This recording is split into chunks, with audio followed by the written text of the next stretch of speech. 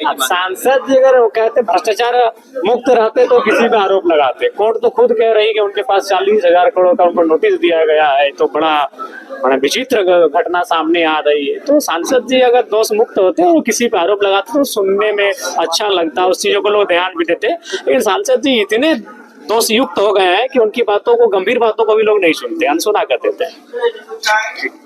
पीड़ा है, सही बात है, यही तो पीड़ा है, यही हकीकत है कि आज कोयलांचल की परिस्थिति क्या है। जो कोयला एक व्यक्ति की जमीन से आप राष्ट्र के विकास के लिए ले लेते हैं और वो माफियाओं की जेब में चला जाता है, तो कैसा लोकतांत्रिक व्यवस्था है, कितनी शर्म की बात है। एक आम व्यक्ति को आप डंडा दिखा के यह कह के जमीन ले लेते हैं कि आपके जमीन के नीचे जो कोयला है वो राष्ट्र की उन्नति के लिए काम आएगा, आपकी इस कोयले से राष्ट्र उन्नति करेगा, और वो पैसा अगर माफियाओं की जेब में चला जाता है तो बहुत ही शर्म का विषय है। और लोकतंत्र की जो व्यवस्थाएं हैं उन पर इस सवाल या चिन्ह खड़ा करता है, इसलिए बहुत ही चिंता का विषय है। एक सड़क जाम का मामला है और उस समय कुछ लोगों के इशारे पर गांव के 15-20 लड़कों का नाम दे दिया गया था, और जिस व्यक्ति ने केस किया है वो हम लोग को पहचानता भी नहीं है। अगर 15-16 लोग लाइन में खड़ा होकर पूछेंगे किसका नाम कहाँ है, क्या घर है, क्या नाम है पिताजी का, नहीं बोल पाएगा। तो उस समय केस ऐसा ही होता था, चूंकि 10-5 नाम चाहिए केस में।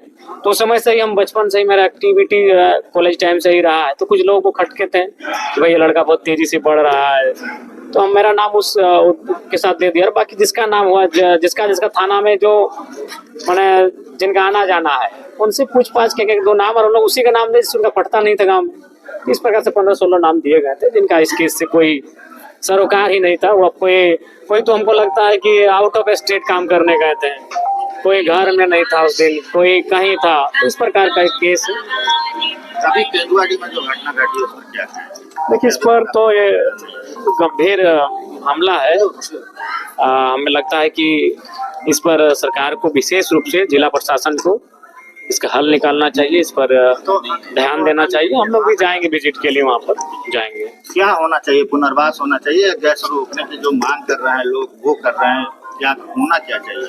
देखिए, गैस भी रुकना चाहिए और पुनर्वास भी होना चाहिए। पुनर्वास होना चाहिए, अगर उनका विस्थापन नहीं हुआ है तो विस्थापित जो विधिवत है वो होना चाहिए। 2 सप्ताह बीत गए, अभी तक स्थिति देखिए, सरकारी प्रक्रियाएं मैंने तो देखा विधानसभा में, उसी कारण नाराज भी दिखेंगे। कोई भी गंभीर मसला हो तो प्रक्रिया में है, तो प्रक्रिया करते करते पता चला गांव कभी जमीन के नीचे चला गया, लोग बीमारियों से ग्रसित हो गए।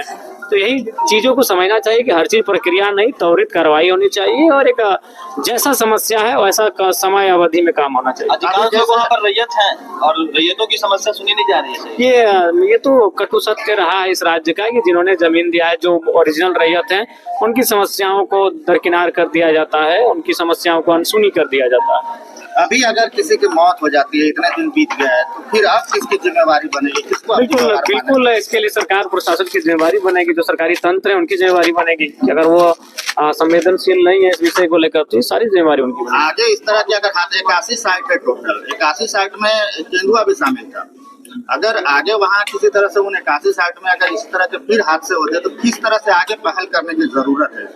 देखिए, हमें लगता है कि अब आगे क्या हादसा होगा उसका इंतजार करने की आवश्यकता ही नहीं है। इस हादसे ने, ये जो घटना घटी है, इसी से मैंने सबक लेना चाहिए, सीख लेना चाहिए और मैंने तत्काल रोकथाम करना चाहिए। देखिए, एक सवाल है कि कल सार्वजनिक मंच से बीसीसीएल सीएमडी मनोज अग्रवाल ने कहा कि हमारा कोयला बिक नहीं रहा है और अवैध कोयला धड़ल्ले से बिक रहा है, और यही तो पीड़ा है, सही बात है, यही तो पीड़ा है, यही हकीकत है कि आज कोयलांचल की परिस्थिति क्या है। जो कोयला एक व्यक्ति की जमीन से आप राष्ट्र के विकास के लिए ले लेते हैं और वो माफियाओं की जेब में चला जाता है, तो कैसा लोकतांत्रिक व्यवस्था है, कितनी शर्म की बात है।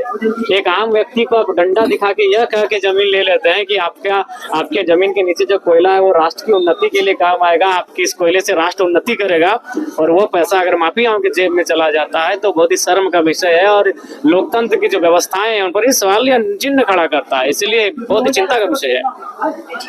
एक आपके साथ उन्होंने भी बीसीसीएल सीएमडी पर बहुत गंभीर आरोप लगाया। उनका कहना है कि जहां भी वो गए वहां पर भ्रष्टाचार में लिप्त रहे हैं, उन पर वो कार्रवाई की मांग। सांसद जी अगर वो कहते भ्रष्टाचार मुक्त रहते तो किसी पे आरोप लगाते। कोर्ट तो खुद कह रही कि उनके पास 40,000 करोड़ का उनको नोटिस दिया गया है, तो बड़ा विचित्र घटना सामने आ रही है। तो सांसद जी अगर दोष मुक्त होते और किसी पे आरोप लगाते तो सुनने में अच्छा लगता, उस चीजों को लोग ध्यान भी देते। लेकिन सांसद जी इतने दोषयुक्त हो गए हैं कि उनकी बातों को, गंभीर बातों को भी लोग नहीं सुनते, अनसुना कर देते हैं।